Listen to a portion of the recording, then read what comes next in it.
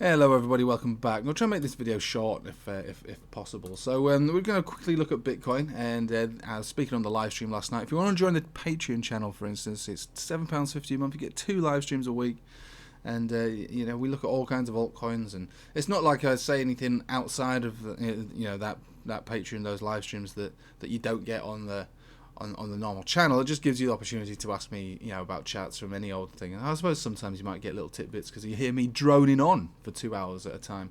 But I mean, I was talking last night about how I expect a range to form. So there's 3 scenarios out of this, and I'll list them in most likely to least likely. Most likely, I believe, is going to be this range. Bitcoin's going to establish a range between roughly 49,000 and 40, and it will obviously not look like this, but it will kind of look like that and break either out or break down. Probably break out, in my opinion, because the overall trend is still very much up on the long term. I think it's going to be okay. Second most likely outcome is that we actually form a V-shaped recovery and go straight out of here, which again is the second most likely outcome on here. So I think that's something worth recognizing, and there's reasons for that we went into last night on the stream. I don't want to take up too much of your time, but there's reasons why I think that's second most likely. Third most likely is that we go into a bear market, which would be that we break down from the 40,000 area, which is a strong level of resistance. Support, and then go down into these lower areas. The next one being 28,300, which again is a very strong level of support, and that would give the false sense of security this time round that Bitcoin gave in 2018 when we were dancing around the support of around 6,600 or so to finally break down to the all-time lows.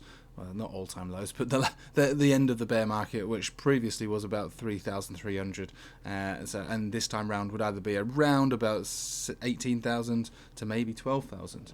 That's if the bear market kicked in at this stage, right?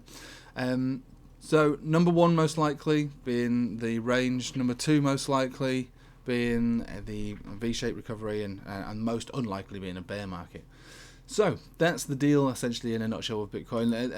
A lot of this is going to depend on traditional markets, and this is why I made a big deal of, I suppose, milking the fact that I saw the Black Swan event, if that's what we're going to call it, come in, and did the old Carl from the Moon style. I called it. I'm the best. Yeah. I mean, there's some characters in crypto, but I mean, he really takes a piss. I mean, I've only just been introduced to that guy on YouTube recently. I don't watch other YouTubers, and he'll do something like this and go, "Look, I've got a triangle on the screen, and it looks a little bit like this. And are they going to break out?" And it'll break down, and then it breaks down and goes, "Look, it broke down because I gave you both scenarios, and obviously one of them happened, and so I'm going to make another video saying it's exactly as I predicted." Yeah, I suppose you've called it. But I mean, at the end of the day, I suppose I am milking the fact that I did say that, several times last week that we could end up having a sell-off to the mid to low 40,000s. That's basically what we get. So I suppose it's worth me trying to milk that, even though it is a kind of a Carl from the Moon kind of tactic. But I think I should probably get a little more credit than that guy, because I can draw triangles too. I just don't do it. I just don't do it like that. So we got the Black Swan event, and the reason I was thinking about that is not because the things were specifically on the chart. It just felt like a bit of a deja vu moment. If anyone was around in the market in March, there was similar kind of cracks. I made the video last Monday about the cracks in the market, starting with oil and moving into traditional markets, the dollar increasing, and then all the things in the news about the Megatron virus. It all seemed to be like a recycled event, really, from last March. I was like, okay, right, well, this feels extremely familiar. Let's maybe in the back of our head expect a similar kind of outcome, and that's basically what we've got, which is in many ways why I'm still overall quite bullish on the market, because it's a bit of a non-event, really. We all saw the recovery last March, and this time round I imagine we would recover just as well, maybe not as aggressively, but we will probably just recover from it.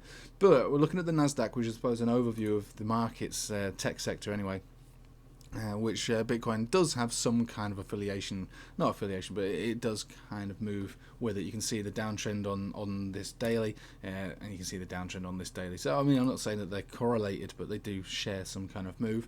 Now we look at this last candle here. This is your spinning top, and for those who know candles, a spinning top's just as much wick as there is at the top as there is at the bottom. I suppose a little bit more at the bottom. This says that it doesn't know what it wants to do. So when we open the markets tomorrow for traditional markets, this candle could do anything. It could go up, it could go down. It's already in a downtrend. We should expect it to continue with a downtrend, to be honest with you, because trends are trends. A trend is your friend until the end of the trend. So is there any reason for the trend to end here? Well, not really. It could just continue. It could strengthen over the next week as we've got an incoming death cross. We blow all major moving averages on the daily and the 4 hourly. And let's just have a quick look at the weekly. What's the weekly up to? So the weekly actually is holding above the 20 weekly. So we could find support just, obviously a lot further down from where we are. Weekly gives the wrong impression. I mean, that is a little bit further down. It's another. Well, to be honest, it's not too bad, is it? It's 1.5% down from where we're at right now. So we could find support around there, maybe. And you would like to think that we would, because if we broke down below there, then we could be going into a bit more of a sustained downtrend for the Nasdaq, and that would actually. It could actually be worse for Bitcoin. Anyway, that's enough about Bitcoin. We're going to look at traditional markets. We're going to pay attention to the news. Whether you believe it or not, Megatron is having an impact. And like I say, I'm not here to say anything about what you believe or not. Some people don't believe it. Some people do believe it. The idea is that the markets will follow, the news presented on media outlets. So. I'm not here to say it's real or unreal or not a conspiracy. I'm not saying anything about any of that.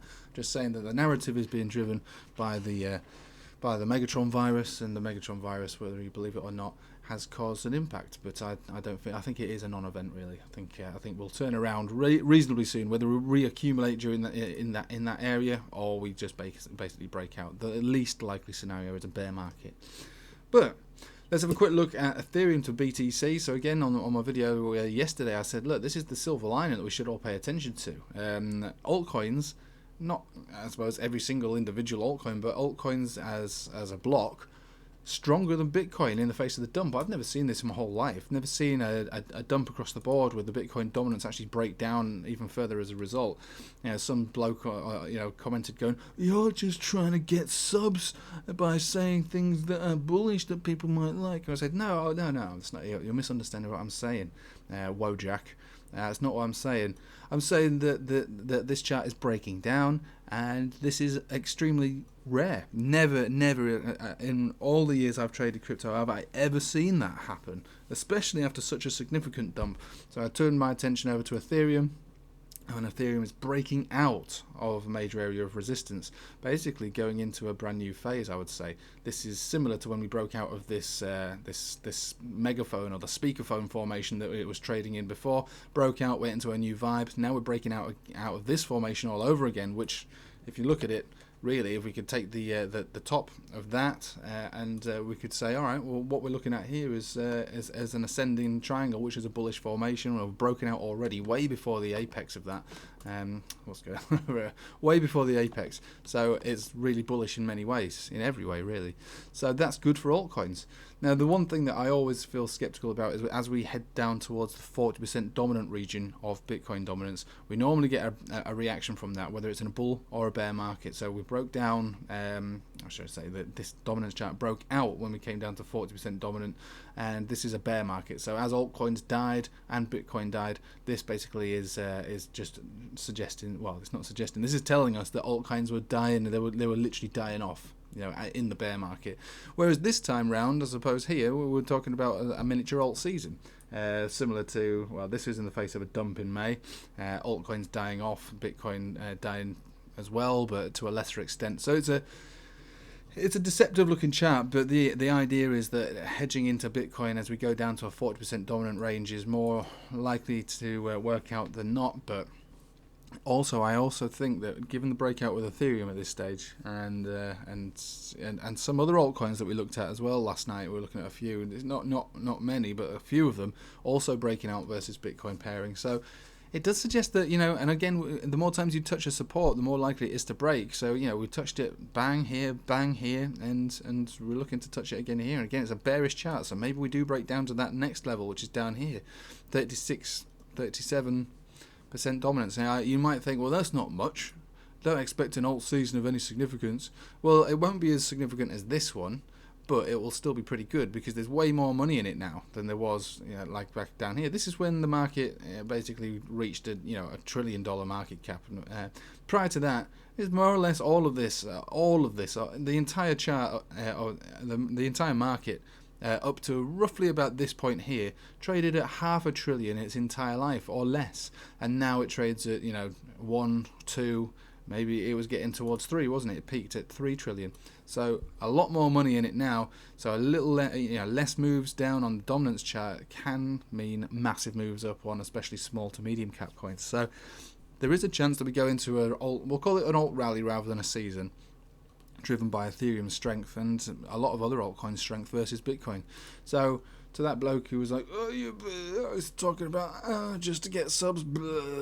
No, it's based on what I'm telling. I'm explaining it to you. All right, I'm explaining it to you. I'm not just sitting here like some of these other blokes on YouTube and go, I think alts are going to do well because I just think they are. To be honest with you, I don't know why. I just think they are, and I think this coin's going to do well because I just think it will. No. It's all based on charts and stuff like it's not opinion, it's what I'm looking at basically. That's all I'm saying. It's what I'm looking at. That's why I make the channel in the first place, to show you the things that I look at to try and make the most out of this market. Anyway, that's enough of that. So overall, Nasdaq, we're going to watch the market open tomorrow, see how we go. You know, if we break down further, then we have to hold our breath and expect the worst. But you know, even so, breaking down on the Nasdaq, could bring Bitcoin down to the lower side of this implied range, the $40,000 zone, where we hash this area out, flesh it out, and then see where we go from there. Otherwise, we'll just turn around. But my preferred method, my preferred thing is that we do hover around this area. Alts could and maybe even will find some significant relief and rallies while Bitcoin is in this zone. Yeah, very possible for a sideways Bitcoin. That can happen. It's happened several times in the past. The sideways boring Bitcoin can basically just lead the attention onto altcoins. So we'll see where we go. But it'd be too early to really say exactly what's happening on Monday in the absence of traditional markets trading over the weekend, when they do hold massive significance at the moment, which is why, like I say, I predicted accurately to the penny that this Black Swan event was going to happen. I'm not saying that I did, obviously. I mean, I did, but it was also just a theory that's turned out to be true. I'm not saying I'm the best or anything, but I'm not bad. I'm only joking. I'm taking the piss. Anyway, right. I hope you have a nice day anyway, and you take it easy. And let's not expect a great deal until we get a little bit more price action, a bit more clarity in the overall markets beginning tomorrow, and we'll see where we go throughout the week. But my 3 most likely scenarios have been explained, and so I do think we'll end up in this range. But I also think that altcoins will do well. I know it's a weird scenario, isn't it? It's a weird setup. It's not very common, but I think that is it, and it is suitable for some clickbait. So I think hold your breath, and you've probably already clicked on it already at this point. But hopefully you'll recognise that the clickbait does correlate to the things that I am saying. So even if it's just a little bit, I haven't decided what I'm going to do yet.